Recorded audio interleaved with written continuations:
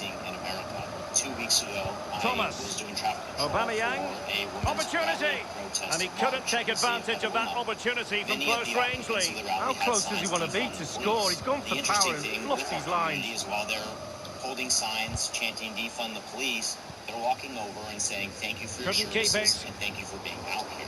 That's kind of a paradigm shift, and threw me for a loop when somebody is coming and thanking me while they're holding a sign that I'm supposed to be offended by. Again, it comes down to communication, teammate and support, creating that opportunity, but it's not a scary term anymore. Just not looking confident in possession. On a more broad scale, if you could communicate a more public message to black children who live in fear of the police, what would you recommend? Sterling! Unable to get a body in the way.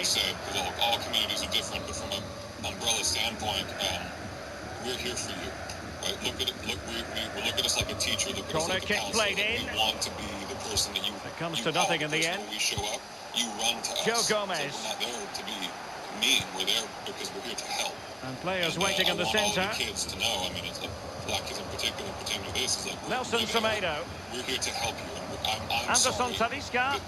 Terrific defending to stop them progressing. I think we'll ever get to that point. Martial distributing shrewdly. Rashford unable to hold it. Is the enemy. And only 2 minutes remaining here. It has come in waves and it has disappeared, and now it's back, right? It hides. And it only takes a George Floyd or something else to bring it back. I don't know how. Based on that challenge, you wouldn't be at all surprised if the referee reaches for his pocket. And the offence sufficiently sinister to warrant a yellow card. Yes, agree with that one, Derek. He's got to be careful now. Do you think we can ever get rid of Robertson able to close down the shot. Well, he just couldn't make it happen. As threats and as the enemy. I do, and I am an optimist. We're completely bombarded in the media. It might be. These incidents that still a chance. Terrible, but that's not the overall. And that is that. The referee blows his whistle for full time, and it's a victory for the visitors, Lee. 2,000 arrests, and only 48 of them resulted in the use of force. So, look, the reality is that we're having a lot of positive interactions with people every day. It's just how do we portray that? How do we get it out there to let people know that that isn't the case? There is going to be unfortunate incidents. I don't think we're going to get away from that. It's just how we deal with those when they come up. That's good. I think people underestimate the fact that just because this could be the equaliser. That means that y'all are not human. Yes, y'all are held to a higher standard because y'all are the this is Salah. Aspects of the government, but y'all are not. He just needs to stay level-headed now. You brought up a question earlier about the black kid running up to the white police officer, right? I want to be the person that somebody comes running up to, high fives, looks for guidance and so forth. How does a white officer in America make that bridge that gap so that a black juvenile will look to them as a role model, as a person that is positive in the community? That's a really good question. I think first you do it on an individual level. That has to permeate society. There is a reason whenever you see a cop playing a that's a pass of high quality. Rashford is through. Because it's like a far-fetched idea. Bad news sells way better than good news. We don't do a good enough job collectively as a country is letting the good news resonate. So you do it on an individual level until it begins to become a societal thing. Because all it takes is one George Floyd situation to undermine the entire situation. Now can they create something? What would you say this dialogue and a goal to seal the hat-trick?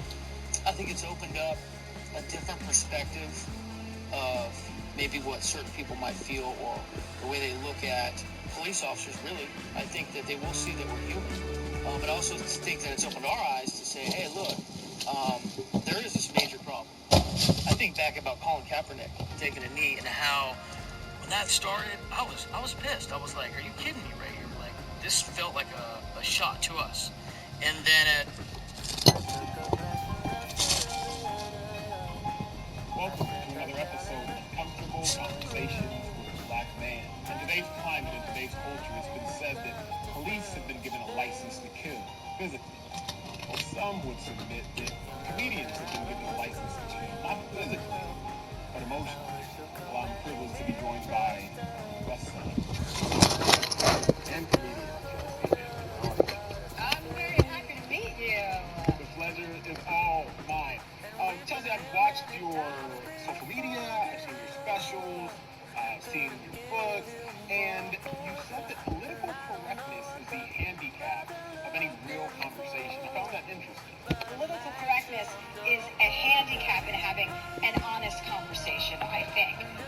should be applied to certain situations like racism, like sexism. I think we're in a period now, I would say, of overcorrectness, because we got so carried away that we have to overcorrect to be in the middle of the place where we should have always been, or we should aspire to go to. Political correctness, when you're having a real conversation with a real person and you're trying to get to the heart or the matter of an issue, I think you can toss it out the window and say, hey, I'm going to ask some questions that might not be politically correct, but I'm looking for real honest answers. I want to grow as a person and I want to know better and do better. Yeah. Well, then let's get very politically incorrect. I think it's politically incorrect. Thank you for your correction. As a black man, is it my job to not be offended? Or as the white comedian, is it your job not to be offensive? I would say it's my job to not be offensive. I don't think you could ever ask somebody to not be offended. You know, something I talk about in my special was when I was filming my documentary for Netflix called Hello Privilege. It's me, Chelsea. I had an interaction with a woman on the first day of Hi everyone, it is an absolutely splendid day for football and we're looking forward to the game. I'm Derek Ray, joined by Lee Dixon in the commentary position, and what we have coming up for you is a rivals game to look forward to. And what a game this promises to be, Lee. Well, thank you, Derek. Glorious atmosphere. And I got a call from Netflix. Then they told me I had to go to sexual harassment training, which I had already done. And I was like, I can't believe I have to repeat that class. Why had you already gone to sexual? We can't just skate by that. Well, I mean, I just have always had to go to sexual harassment training wherever I work because, you know, I'm inappropriate. And, you know, for a long time that was okay. But we're in a climate now where nothing's okay. You know, you can't do anything. And it's a good lesson. And for me, you know, when they said I had to call this woman, she was really offended. And I was like, I don't understand what is it? What about it is sexual harassment? I'm straight. And when I called her, and I was defensive because I was like, she's here, really looking forward to it. The fans are too. The players look like they're up for it. This could be end to end. We could get goals today, Derek. You're not my girlfriend or my sister or my friend. Like, I've never The lineup then for the hosts. David De Gea stands between the posts. Nathan Ake plays with Aymeric Laporte in central defence. Raheem Sterling plays with Lucas on the flanks. Must take the lead here. Oh, he's been denied. And they remain locked together. Well, the goalkeeper has earned his corner. A fabulous save. And space for the cross. I'm a beneficiary of white privilege. Good defending to prevent the chance. Martial, on to Bruno Fernandes, firing it towards goal! And we talked a lot about tremendous where I was. I was so exhausted from everything. Everything was a bother, everything was an annoyance. A memorable finish! There was this sense of entitlement and the realization that I was exactly... Well, Derek, it's a blistering strike. He's so far out as well. Caught everybody unawares. I went from New Jersey, New Jersey, and moved straight to California, where I lived in Brentwood. Then I lived in Santa Monica, and now I live in Bel Air. Like, I am an elitist because I wanted to become one. That's exactly what I was trying to do. Sterling, superbly read and executed. My first book was called My Horizontal Life, a collection of one-night stands. You know, when I started to look outside of myself and get my own head. Here's Martial now. Might be a chance here. And this time the run, sadly, that's offside. Look around. No black girl was going to get away with what I got away with on that TV show. Harry Kane. I'm calling people well, play stopped. It is a free kick. He goes short. Drugs, you know, things I took a lot of pride in. But black girls weren't going to be able to, you know, I started to think about those things. I always grew up knowing that. And Witsel with it. Now Paul Pogba. They were. What a genuine opportunity, but it was squandered.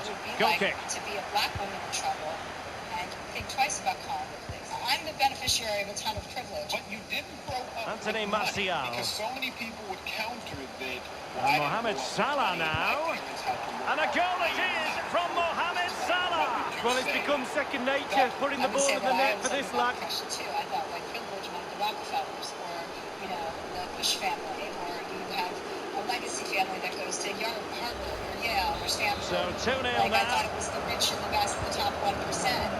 I didn't understand how granular it is.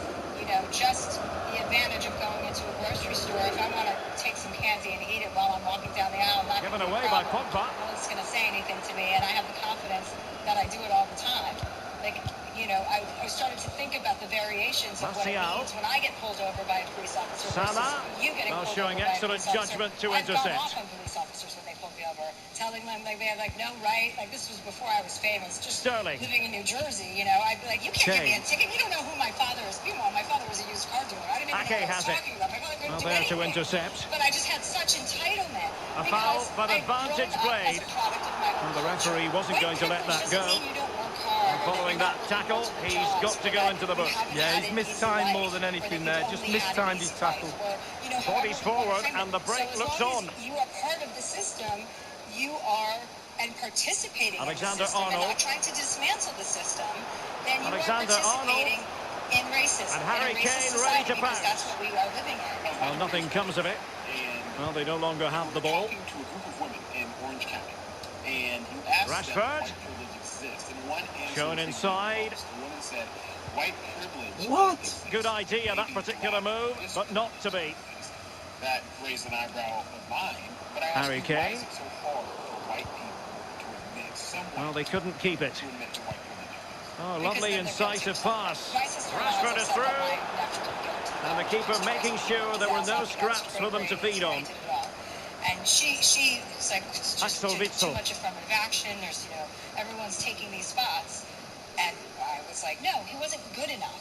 This is what is supposed to be happening. You can't be anti-affirmative action when Gabriel you're Jesus. about your nuclear family. Here's Kane. You're not thinking Well, that's about how to break the world. spirit of the attacker. Your family, that's where we all get off on the wrong foot. I mean, I can speak freely about that because I don't have any children. So I don't give a shit about that. But the selfishness and the self-absorption of only thinking about how it's going to affect you and your children getting an advantage. Bruno Fernandes. My nephew's going to be fine. He's going to go to college. He's going to do great. He's going to get a great job. And so I was texting with him yesterday. I sent your mother a book called Cast. I said, I need you to read it and I want to talk about it. Let's have a look at this replay. Caught the keeper on his heels, and this is why. Short back lip, great strike, takes everybody by surprise. Blistering first half display, and just look at that score. During Jim Crow and said, how do they separate? How do they suppress? They look as though they want to make this move count. By separate swimming pools and separate water fountains and segregation. An alert piece of defending. The Nazis And the goal kick will be next. That is all you need to know about the history of this country to know that this is completely f***ed up. How would you know about racism when you grew up in a white family and you go to a school with white kids? Not the pass he had in mind. You don't have any black friends or Chinese friends or Muslim friends. How the f*** would you possibly know? And able to close down the shot. Racism is doing in this country. And maybe Rashford. What a naive thing to say. He sends me an emoji with And I'll tell you what, on this sort of form, very few would think about what you're saying. Let me give you an example of a very white privileged friend of mine, okay? All of my friends are pretty privileged. But I went over to her house one day, a few weeks ago, and she said, oh, God, did you hear about all the black people who are cashing their stimulus checks early and going to Barney's in Beverly Hills and buying clothes? And there were 4 of us. And I said, stop right there. Martial, onto Bruno Fernandes, firing it towards goal. You're perpetuating a stereotype that you know nothing about. What's the point of that story? What is the point of you perpetuating a stereotype about black people not being able to handle their money? Why are you doing that? And she goes, well, don't jump down my throat. I go, I'm not. I just want you to know that it's all negative what you're doing right now. And we're not in a time where we need... Mohamed Salah now. How am I supposed to tell that story if I don't say that they're black people? And I said, you don't tell the story. You stop telling the story. It's none of your business. And I think, those conversations between white people are really important for white people not to think that that's their safe space to bitch about what's happening. Let me chime in because so many people ask me, Emmanuel, what goodness gracious me! How about that for anti-racist? And I'm not going to sit here and try to play your defense card or say that Chelsea Handler is perfect, but that is the example that I would give. It's not being non-racist is still tolerating racism, but not volunteering yourself as a racist. Being anti-racist is speaking out against racism whenever you see it. And I do think we need more